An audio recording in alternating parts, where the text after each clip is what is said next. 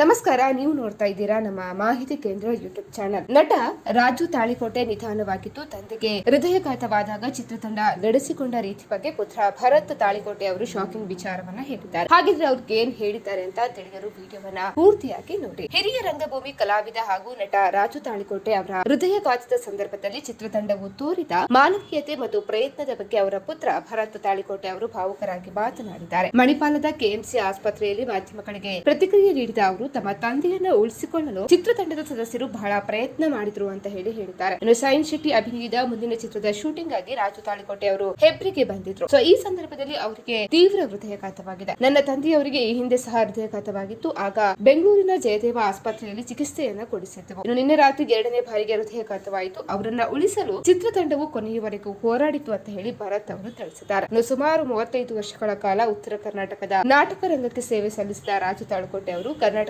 ಸರ್ಕಾರದಿಂದ ಧಾರವಾಡ ರಂಗಾಯಣದ ನಿರ್ದೇಶಕರಾಗಿಯೂ ಸೇವೆಯನ್ನ ಸಲ್ಲಿಸಿದ್ದಾರೆ. ಇನ್ನು ತಂದೆಯವರ ಮೃತದೇಹವನ್ನ ಇಂದು ಧಾರವಾಡ ರಂಗಾಯಣಕ್ಕೆ ತೆಗೆದುಕೊಂಡು ಹೋಗ್ತೇವೆ. ಅಲ್ಲಿ ಅಭಿಮಾನಿಗಳು ಅಂತಿಮ ಗೌರವವನ್ನ ಸಲ್ಲಿಸಬಹುದು. ನಂತರ ಅವರ ಇಷ್ಟದ ಸ್ಥಳವಾದ ವಿಜಯಪುರ ಜಿಲ್ಲೆಯ ಸಿಂದಗಿ ತಾಲೂಕು ಚಿಕ್ಕಸಿಂದಗಿಯಲ್ಲಿರುವ ನಮ್ಮ ತೋಟದ ಮನೆಯಲ್ಲಿ ಅಂತ್ಯಕ್ರಿಯೆ ನಡೆಸುತ್ತೇವೆ ಅಂತ ಹೇಳಿ ಭರತ್ ಅವರು ಮಾಹಿತಿ ನೀಡಿದ್ದಾರೆ. ತಮ್ಮ ತಂದೆಯವರಿಗೆ ಅತ್ಯಂತ ಪ್ರೀತಿಪಾತ್ರವಾದ ತೋಟದ ಮನೆಯಲ್ಲಿ ಅಂತಿಮ ಸಂಸ್ಕಾರ ಮಾಡಲು ಕುಟುಂಬ ಕೂಡ ನಿರ್ಧರಿಸಿದ್ದಾರೆ. ನಮ್ಮ ತಂದೆಯವರಿಗೆ 2 ಮದುವೆಯಾಗಿದ್ದು 5 ಮಕ್ಕಳಿದ್ದೇವೆ. 2 ಗಂಡು ಹಾಗೂ 3 ಹೆಣ್ಮಕ್ಳು. ನಾವೆಲ್ಲರೂ ಕೂಡ ಬಹಳ ಅನನ್ಯವಾಗಿದ್ದೇವೆ ಅಂತ ಹೇಳಿ ಭರತ್ ಹೇಳಿದ್ದಾರೆ. ರಾಜು ತಾಳಿಕೋಟೆ ಅವರ ಕಲಿಯುಗದ ಕುಡುಕ ನಾಟಕವು ಅವರಿಗೆ ಅಪಾರ ಜನಪ್ರಿಯನ್ನು ಕೂಡ ತಂದುಕೊಟ್ಟಿತ್ತು. ಸ್ನೇಹಿತರೆ, ಈ ಮಾಹಿತಿ ಇಷ್ಟ ಆದಲ್ಲಿ ವಿಡಿಯೋಗೊಂದು ಲೈಕ್ ಅನ್ನು ಕೊಡಿ. ಅದೇ ರೀತಿ ಮತ್ತಷ್ಟು ಅಪ್ಡೇಟ್ಗಾಗಿ ನಮ್ಮ ಚಾನೆಲ್ ಅನ್ನು ಕೂಡ ನೀವು ಸಬ್ಸ್ಕ್ರೈಬ್ ಮಾಡ್ಕೊಳ್ಳಿ.